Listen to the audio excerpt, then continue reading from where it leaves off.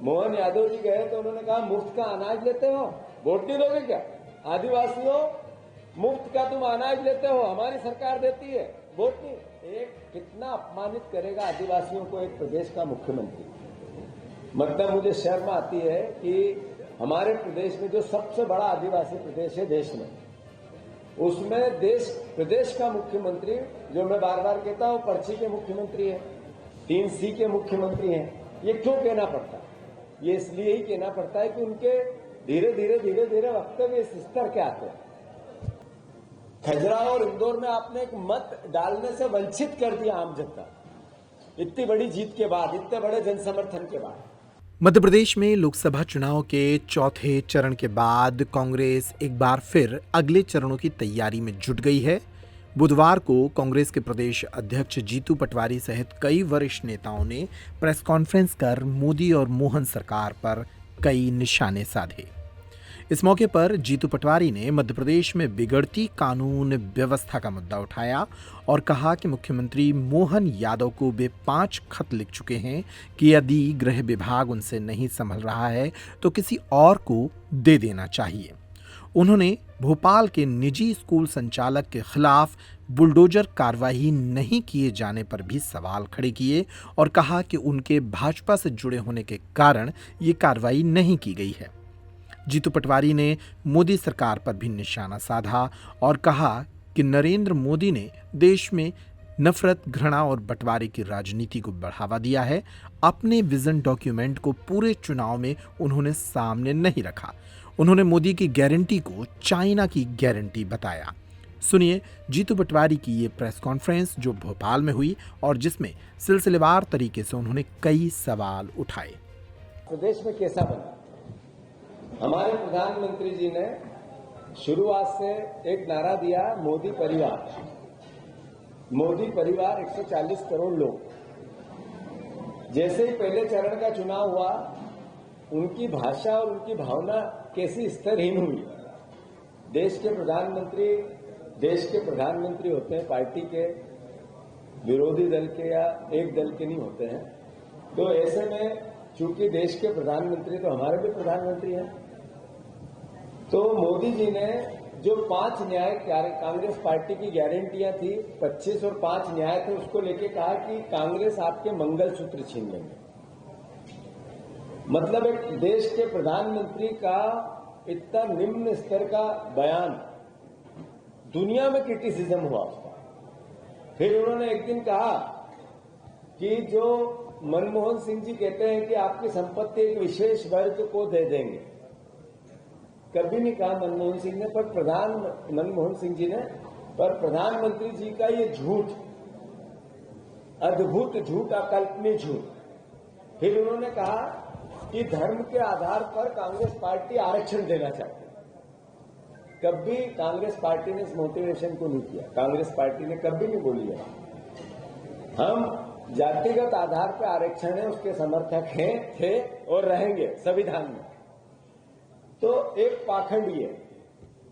फिर अडानी और अंबानी जी ने जो टेम्पू में बोरे भर भर के पैसे भेजे, नोट भेजे, मतलब देश का प्रधानमंत्री जो आज 10 दिन बाद भी बयान देने के बाद भी एक आदमी नहीं गया उनके पास या किसी और के पास या किसी, मतलब झूठ और मोदी जी चोली दामन का साथ एक दूसरे के पर्याय है।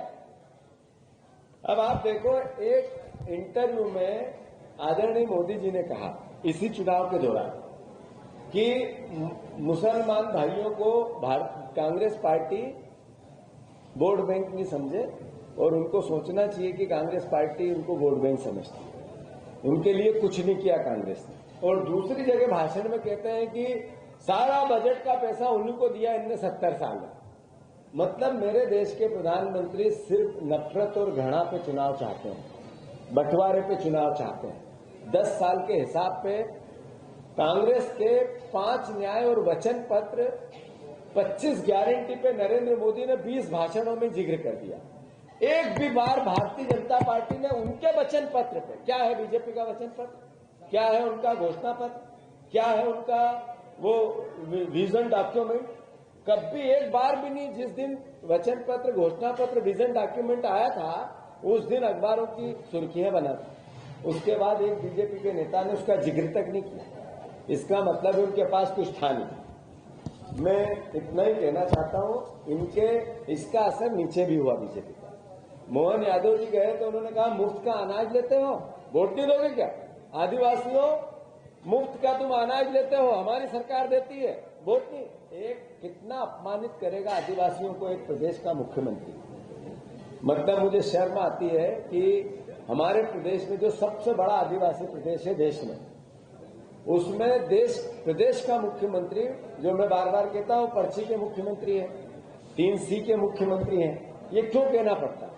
ये इसलिए ही कहना पड़ता है कि उनके धीरे धीरे वक्तव्य इस स्तर के आते हैं। फिर शिवराज जी ने कल बंगाल में कहा कि हम मध्य प्रदेश में बहनों को 3,000 दें।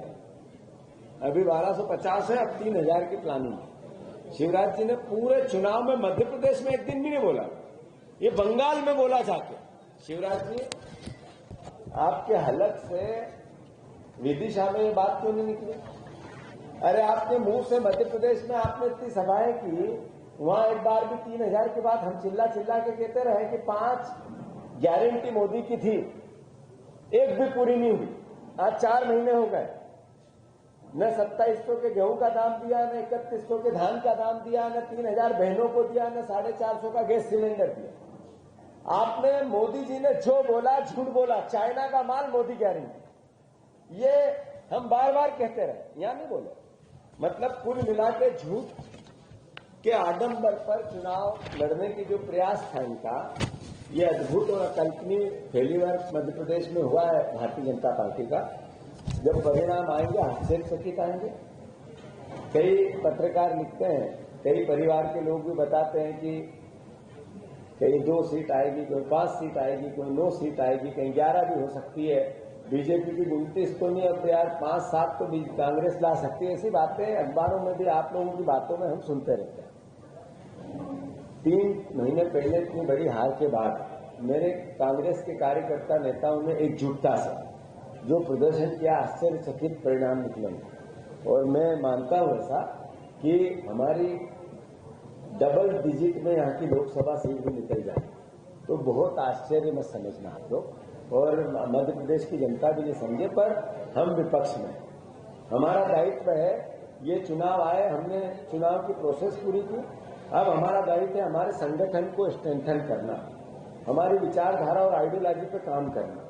हमें अब आवश्यकता है कांग्रेस पार्टी को कि अपने 3-4 बार हम चुनाव हारे, इसका बात उठा दी।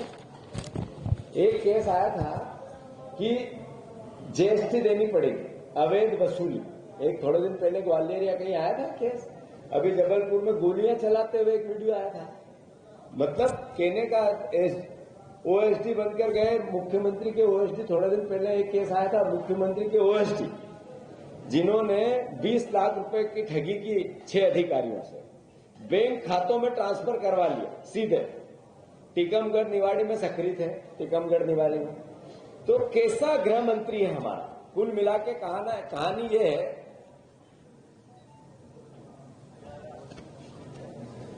एक ग्वालियर में जो केस हुआ था उसमें 15 साल की बच्ची थी, वो पूरा परिवार ग्वालियर छोड़ के भाग गया, मिला ही नहीं।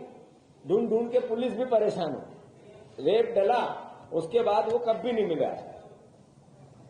तो कुल मिला के कहानी इतनी है कि लगातार कानून व्यवस्था डरमरा गई है। मैं फिर से, जो एनसीआरबी के आंकड़े हैं उनमें भी 2021 में अनुसूचित जाति जनजाति के जो अपराध बढ़े, 50,900 घटनाएं हुई, उसमें मध्य प्रदेश की 7,200 घटनाएं थी। ये पिछला कार्यकाल जो गया है 21। ऐसे ही 25% अपराध बढ़े, 25% अपराध। ये छोटी मोटी बात नहीं है। एसटी, एससी, महिलाएं सब मिलाकर 25% अपराध का ग्रोथ होना अपने आप में शर्मसार करता है मध्य प्रदेश को। तो मैं मुख्यमंत्री जी से अनुरोध सिर्फ इतना करना चाहता हूं कि आप कर्ज ले रहे हो, कर्ज पर आनंद कर रहे हो, आपके राज्य में क्राइम बढ़ रहा है, क्राइम के साथ साथ करप्शन बढ़ रहा है। तो जो हमारे 3C के मुख्यमंत्री से हमारा आग्रह है, या तो एक भी आपने मीटिंग नहीं ली कानून व्यवस्था को लेके। कभी हमने अखबार में नहीं देखा कि डीजीपी को या पुलिस के आला अफसरों को या प्रशासन के आला अफसरों को आपने कानून व्यवस्था को लेके बुलाया। तो मुख्यमंत्री जी संज्ञान में लें इन अपराधों को, इन बहनों की असमत को, ये बढ़ता हुआ लगातार अवैध वसूली को। कहीं ऐसा नहीं हो जाए कि एक दिन अपहरण की घटनाएं होने लगे और जैसे पकड़ होती थी, फिरौती होती थी, उस तरह का प्रदेश तो हमारा नहीं बन रहा है। और एक विशेष वर्ग जो मैंने बार बार कहा पूरे प्रदेश में सक्रिय हो गया, पूरे प्रदेश में, कि हमारे रिश्तेदार है मोहन यादव जी, हमारे परिवार के मोहन यादव जी, हम ये ट्रांसफर करवा देंगे, हम ऐसा कर देंगे, ये आपका टेंडर करवा देंगे। तो मुख्यमंत्री जी, इस पे आपकी छवि पे भी असर आएगा। जो कर्मचारी आपने 3-4 अलग अलग तरह के दलाल हर विभाग में भेज दिए हैं, कोई परिवहन विभाग का दलाल काम कर रहा है, गलियारों में बात होती है उसकी, मीडिया जगत में बात होती है, कोई गृह विभाग के अंतर्गत ट्रांसफर में दलाल घूम रहे हैं जो पैसे लेके पोस्टिंग करवाने की बात करते हैं, कई हमारे जो रेवेन्यू विभाग है जिसमें मास्टर प्लान भोपाल का इंदौर का बनना है उसमें बहुत दलाल सक्रिय है।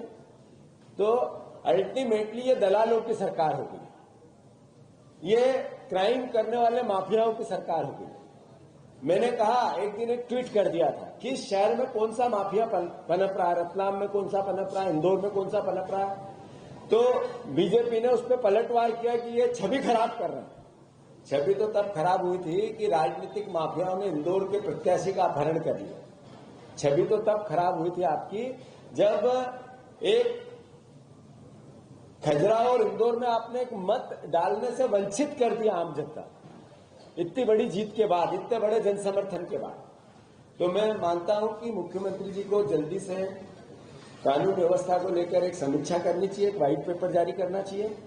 जो क्राइम बढ़ता जा रहा है, जो दलाल बढ़ते जा रहे हैं सरकार में, उनको लेकर भी बहुत जल्दी हम खुलासा करेंगे नाम समेत कि कौन कौन सा दलाल कहां कहां सक्रिय है और कौन कौन सा अधिकारी किस किस दलाल के थ्रू काम कर रहा है, कौन कौन सा मंत्री किस किस दलाल के थ्रू काम कर रहा है, मुख्यमंत्री के विभाग के ऑफिस में कौन कौन से दलाल सक्रिय है। ये बहुत जल्दी एक लिस्ट जारी करेंगे। तो मैं फिर से कानून व्यवस्था को लेकर प्रदेश बहुत गंभीर व्यवस्था में है। मुख्यमंत्री जी से आग्रह है कि उस पर सरकार स्पष्टीकरण दे कि 100 दिन के प्लान की बात करने वाली सरकार दिन पे दिन 100 दिन में और बदतर क्यों प्रदेश हो गया। धन्यवाद। कांग्रेस ने जब वो बीजेपी में चले गए तो स्वतः समाप्त हो गए हैं। जो कानूनी प्रक्रिया उसका पालन किया जाए।